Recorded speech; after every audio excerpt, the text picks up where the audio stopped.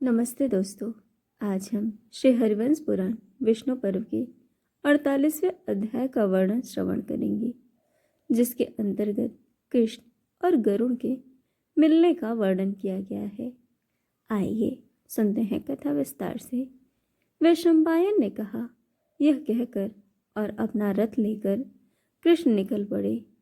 कृष्ण शाम को भीष्मक के घर पहुंचे। जब वह राजाओं की उस सभा में पहुंचे और शिविरों से भरे विशाल मैदान को देखा तो उनके अंदर राजसिक प्रवृत्ति उत्पन्न हो गई। तत्पश्चात राजाओं को भयभीत करने और अपना पराक्रम प्रदर्शित करने के लिए उन्होंने विंता के अत्यधिक शक्तिशाली पुत्र के बारे में सोचा, जिसने पहले ही सिद्धि प्राप्त कर ली थी।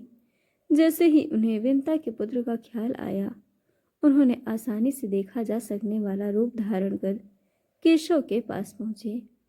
उनके पंख के प्रहार से, जो हवा को भी उत्तेजित कर सकते थे, सभी मनुष्य कांपते हुए और गर्दन झुकाकर पृथ्वी पर गिर पड़े और वे ऊपर उठने की शक्ति से वंचित सांपों की भांति परिश्रम करने लगे।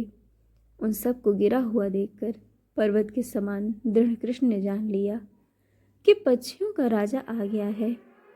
तभी उन्होंने देखा कि दिव्य मालाओं और वस्त्रों से सुशोभित गरुड़ अपने पंख फड़फड़ाते हुए पृथ्वी को कपाता हुआ उनकी ओर आ रहा है।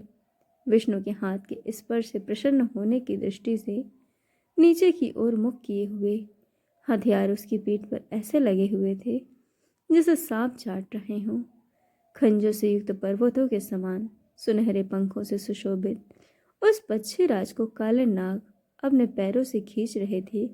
अपने स्वयं के वाहन को देखकर बुद्धिमान गरुड़ आ रहे थे और एक देवता की तरह उनके सामान खड़े हो गए, जो उसके लिए अमृत लेकर आया था, जो सांपों का विनाशक था, दैत्यों को भयभीत करने वाला था, जिसका प्रतीक उसके ध्वज दंड पर था और उसका पार्षद मधुसूदन था। प्रसन्न हुए और अक्सर अनुरूप निम्नलिखित शब्दों को व्यक्त किया। हे पक्षियों में श्रेष्ठ, हे दिव्य सेना के शत्रुओं को पीसने वाले, हे विंता के हृदय को प्रसन्न करने वाले, हे केशव के प्रिय, आपका स्वागत है। हे पक्षियों में श्रेष्ठ, हम कैशिका के घर जाएंगे और स्वयंवर देखेंगे। क्या आप भी हमारे साथ हैं? वहाँ सैकड़ों अति बलशाली राजा अपने हाथियों, घोड़ों और रथों सहित इकट्ठा हुए हैं। हम उन महामनस्वी मनुष्यों को देखेंगे।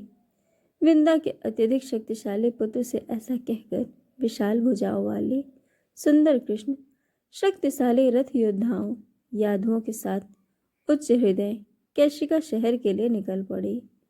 जब देवकी के सुंदर पुत्र कृष्ण विंदा के पुत्र के मित्र शक्तिशाली रथ योद्धा यादवों के साथ विदर्भ शहर पहुंचे, तो वहां सभी शक्तिशाली राजा सभी प्रकार के हथियार रखने वाले खुशी से भर गए और व्यवस्था करने लगे।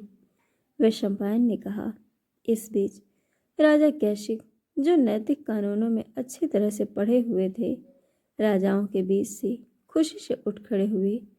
उन्होंने कृष्ण को अपने पैरों को धोने और मुंह धोने और अर्घ देने के लिए पानी से स्वागत किया और उन्हें अपने नगर में रखा।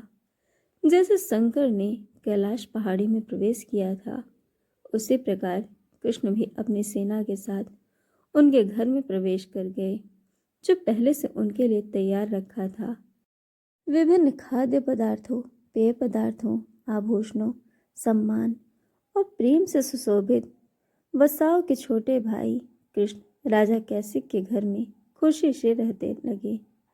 तो दोस्तों, इस प्रकार श्री हरिवंश पुराण विष्णु पर्व का 48वां अध्याय पूर्ण हुआ।